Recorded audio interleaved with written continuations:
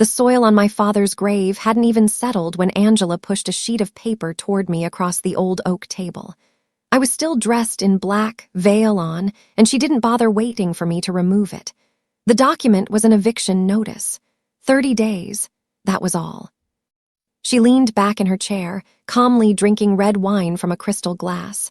Around her neck was my late mother's pearl necklace, worn openly, almost proudly. She looked at me and said I was a leftover from a life she was erasing, her voice smooth and deliberate. I studied the paper, then met her eyes. She believed this was over. It was.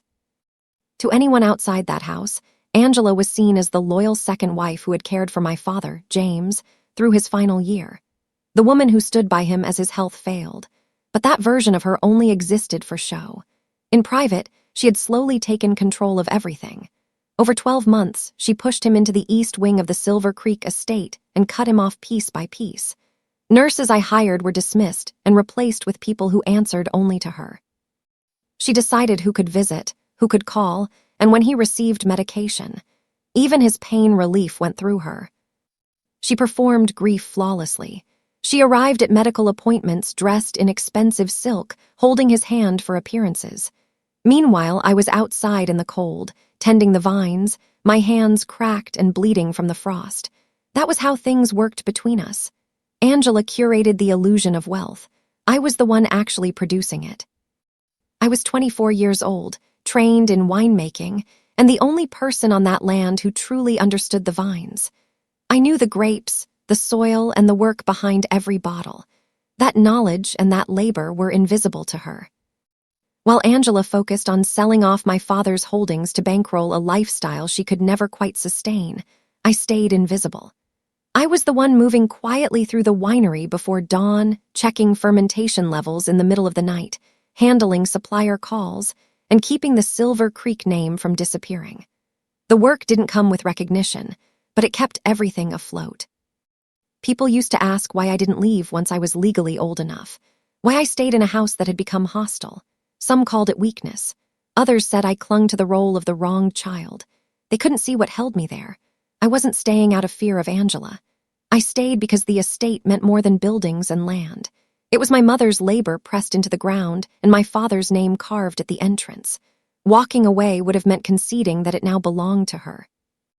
I wasn't willing to do that. I wasn't trapped. I was standing watch. I tolerated the quiet insults, the empty seats at dinner, the way she studied me like something that didn't belong because my presence meant the vines were still cared for. As long as I stayed, the work continued. I kept things running without drawing attention, waiting for circumstances to shift. But holding that eviction notice in my hands changed something. She was planning to remove me before my father had even been laid to rest. That was when I understood that staying quiet no longer served a purpose. Angela believed she was cutting away something unnecessary. She didn't understand what she was touching or how deeply it ran. She wanted a fight over the estate. That was her choice. What she failed to remember was that I knew every weakness built into that house, every pressure point she never bothered to learn. She didn't even wait for the 30 days to pass. She didn't waste any time dismantling my father's presence. The morning after the notice was delivered, the sound of a van door slamming echoed across the yard and drew me out onto the porch. A high-end consignment truck sat in the driveway. From inside the house, I watched two men wearing white gloves carry out my father's things. The worn leather chairs he always sat in, his framed collection of old maritime maps, and the hand-carved desk where he had signed the original paperwork for the land. Angela stood nearby, calmly giving instructions, holding a champagne flute though it wasn't even mid-morning. What she was selling wasn't furniture. It was memory, converted into cash. I stepped outside and asked her what she thought she was doing. My voice stayed level, but it took effort. I told her those items didn't belong to her. She laughed, sharp and dismissive. She said everything belonged to her now. She reminded me she was the surviving spouse and reduced me to a temporary inconvenience who had outstayed their usefulness.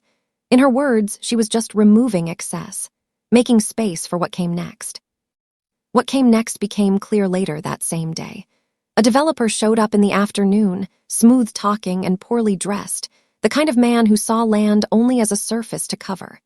He barely glanced at the vines. I overheard Angela walking him through her ideas. She wanted the southern acreage cleared completely, the oldest vines on the property, to make room for asphalt and a wedding venue.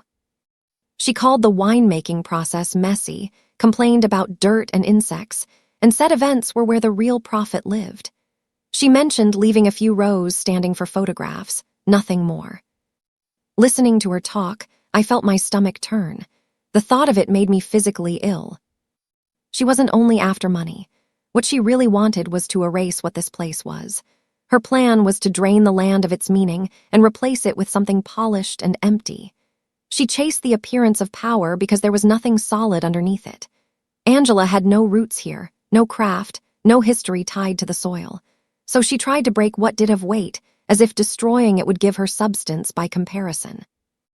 A century of work was being reduced to a fast payout because she understood, even if she never admitted it, that without control of the estate she was insignificant. Walking through the house felt wrong. Rooms that once carried my father's presence were stripped bare, echoing in a way they never had before. I didn't confront her. I didn't plead. I went to my room and packed one bag, only what I needed. When Angela saw me in the hallway, she smiled like she'd been waiting for it. She asked if I was finally leaving and told me to take my garbage with me. I smiled back and told her I was only beginning, and that she should enjoy things while they looked the way she wanted.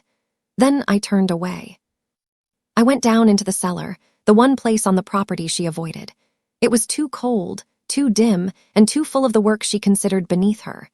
The air down there carried the scent of wood, soil, and time. It was the only space that still felt intact. I moved between the barrels until I reached the back wall and stopped in front of a wooden crate marked with the year 1998, the year I was born. My father had set aside 12 bottles that year. He used to tell me we'd open them when the season changed. Standing there, I understood that it had. Winter had arrived, and it wasn't going to be gentle. I pulled the lid off the crate. There were no bottles inside. Resting in the straw instead was a heavy, fireproof lockbox and a thick envelope. My name was written across it in my father's hand. My hands weren't steady when I lifted the envelope. I sat down on the cold cellar floor and opened it there. It started with my name. He wrote that if I was reading it, he was gone, and that if I had found my way down there, Angela had done exactly what he expected. As I read, something in me finally broke. For the first time since the burial, I cried, not from loss, but from relief. He had seen it all. None of it had escaped him. He wrote about the nights he pretended to sleep, while Angela spoke to me the way she did. About the financial alerts that crossed his phone, the withdrawals he quietly tracked without saying a word. He explained why he stayed silent. He said he was too sick to fight on two fronts, and that confronting her openly would have turned her attention fully on me. Worse, it could have given her an opening to challenge his plans before they were secured. So he chose another path. He let her believe he was fatting, confused, easy to manage. He let her think she was winning. He admitted how unbearable it was to watch her reduce me to hired help in my own home. But he needed time. Time to put protections in place she couldn't undo. What looked like surrender was deliberate. His quiet wasn't weakness. It was preparation. He apologized for not defending me openly, then wrote that he had done so in the only way that would last. Legally. He told me the lockbox held everything I would need, and that I should take it to Richard and reclaim what was ours. By the time I finished reading, the tears were gone. Something colder had taken their place. I stood up and held the box against my chest. Above me, Angela was making plans to erase the land. She believed she was in control. She didn't know what had been left behind. I drove straight to Richard's office. The lockbox sat in the passenger seat the entire way. I didn't call ahead. I walked past the front desk and went directly to his door. When he looked up and saw what I was carrying, he didn't ask questions. He exhaled slowly, like someone who had been holding his breath for too long. Then he stood, crossed the room, and locked the door behind me. We didn't speak as I entered the code my father had written down. The lockbox opened with a quiet release. Inside were only two things, a small flash drive and a thick document wrapped in blue legal backing. Richard picked up the papers first. He adjusted his glasses and began reading, moving through the pages with the familiarity of someone who already knew what he'd find. He told me it was an irrevocable trust. Years earlier, my father had transferred everything into it, the land, the winery, the business identity, all of it, placed in my name. For the past 3 years, Angela hadn't been living in her own home at all. Legally, she'd been staying in mine. She had no ownership stake, none whatsoever. I wasn't shocked. My father had hinted that things were secured, even if he never explained how. Then Richard paused and turned another page. He told me there was more. An added provision. Something my father had insisted on after he became worried about what might happen once he was gone. Richard slid the document closer and pointed to a marked section. Angela had been promised a monthly payment, drawn from the estate's income, provided she behaved appropriately. It was a substantial amount, but the condition was narrow and precise. If she tried to sell any part of the estate, or if she attempted to remove me from the property within 30 days of my father's death, the payments would end immediately and forever. I read it twice. My father had built the clause around her predictability. He knew she wouldn't wait. He knew she'd move fast, driven by impatience and entitlement. By handing me that eviction notice and by selling off his belongings, she hadn't just crossed a line. She had erased her own financial future. Richard said it quietly. She had triggered the clause, less than 2 days after the death. There would be no allowance, no settlement. She would leave with exactly what she arrived with. I leaned back in the chair, absorbing the precision of it. This wasn't just protection. It was timing, discipline, and restraint turned into something final. My father hadn't reacted. He had planned. I told Richard she believed the property was being sold the next day. He smiled then, a look I'd never seen on him before. And he said that, in that case, we should probably inform her that she was no longer welcome on the premises. The following morning, exactly a day after she handed me the eviction notice, I walked into the kitchen. Angela was already there, dressed sharply, seated across from a woman I recognized as a high-end property agent. They were relaxed, smiling over coffee, talking about pricing and how the place should be presented. My father's old chair had been pushed aside, replaced with minimalist stools that clashed with the stone walls. Angela glanced up and offered a thin smile. She introduced the agent and told me they were preparing to list the estate. She reminded me, casually, that I had 29 days left and assumed I was packing. I didn't respond. I poured myself a cup of coffee, then pulled my father's chair back into place and sat at the head of the table. Angela's expression tightened. She told me she was in the middle of a meeting. I told her evenly that her meeting was finished. Then I slid a single document across the table. It was the formal notice from Richard's office, explaining that the clause had been triggered. She barely reacted at first. She dismissed it with a small laugh, then began to read. I watched as her expression changed, confusion giving way to disbelief, then something closer to panic. The room went quiet. The agent shifted uncomfortably, clearly aware that something had gone wrong. Angela whispered that it had to be a mistake. Her hands shook as she held the page. She said it wasn't legal, that he would never have done this to her. I told her he had, that he knew exactly what she would do once he was gone, that he had anticipated her trying to sell the place before his grave had even settled, and that he'd made sure the consequences were permanent. The payments were gone. The benefits were gone. Everything tied to the estate had ended the moment she acted. She pushed back from the table so hard her chair tipped over. Her voice rose, sharp and uncontrolled, as she shouted that she had been his wife, that she had cared for him, and that she was owed that money. "You're entitled to nothing," I said, keeping my voice steady. "You cut off a dying man. You mistreated his child. You tried to strip this place down for quick cash. You counted on him being weak and never considered that he was still thinking clearly." I stood, and the light behind me threw my shadow across her documents, darkening the table. I reminded her that she had given me 30 days to leave a house that was never hers. The trust left her with nothing, but I told her I wasn't interested in dragging it out. She had until the locksmith arrived, less than an hour. She looked to the agent, searching for support, but the woman was already gathering her things, clearly distancing herself from what this had become. When Angela turned back to me, her expression was unhinged. She said she wasn't going anywhere, that I couldn't force her. I told her I already had. I explained that I contacted the local authorities and that an officer was on the way to remove an unauthorized occupant. I suggested she pack whatever she could carry. The expensive luggage she'd bought using estate funds might be all that left with her.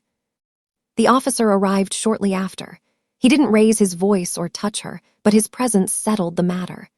Angela shouted about injustice, about devotion, about everything she believed she'd given and been denied.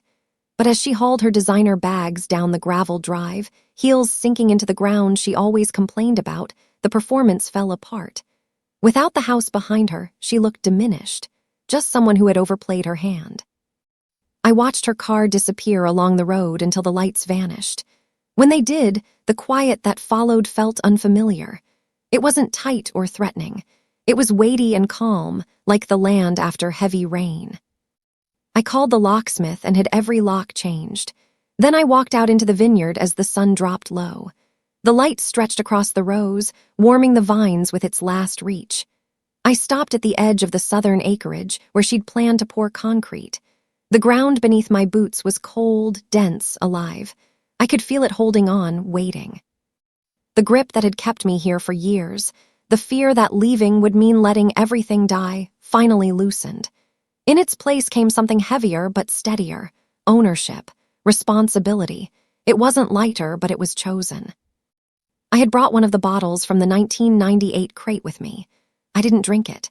I opened it and poured the wine into the soil at the base of the oldest vine. It soaked in slowly, dark against the earth. It was for my mother, who first put life into this ground, and for my father, who protected it in the only way he could, through patience and restraint.